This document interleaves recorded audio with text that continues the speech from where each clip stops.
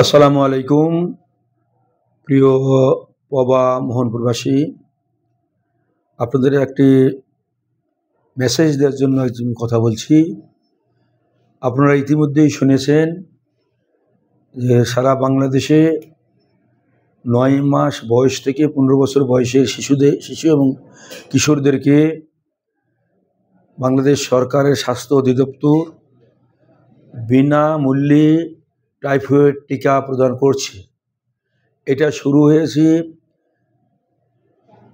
এই মাসের 12 তারিখ থেকে শুরু হয়েছে, নভেম্বরের 13 পর্যন্ত চলবে।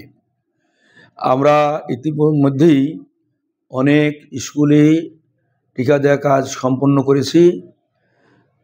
গুজব ছড়িয়েছে যে এই টিকা দিলে জ্বর আসবে, শিশুদের পার্শ্ব প্রতিক্রিয়া হতে পারে, এরকম গুজব ছড়িয়েছে। এইটার উপরে কেউ বলবেন না।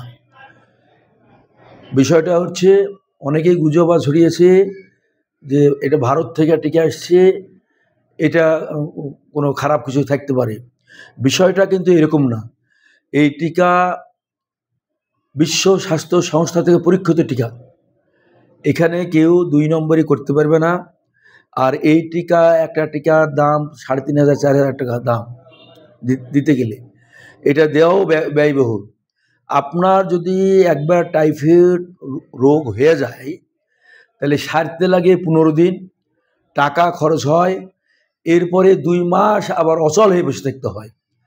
সম্মানিত পবা মোহনপুরবাসী, আপনার অনুরোধ করছি, এখনও সময় আছে।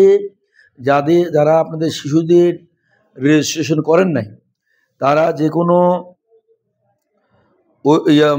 স্বাস্থ্যকেন্দ্রে কিংবা ইউনিয়ন পরিষদে কিংবা যে কোনো কম্পিউটারের দোকানে যারা এই কাম করে, তাদের কাছে গেলেই তারা আপনাদেরকে নিবন্ধন করিয়ে দিবে।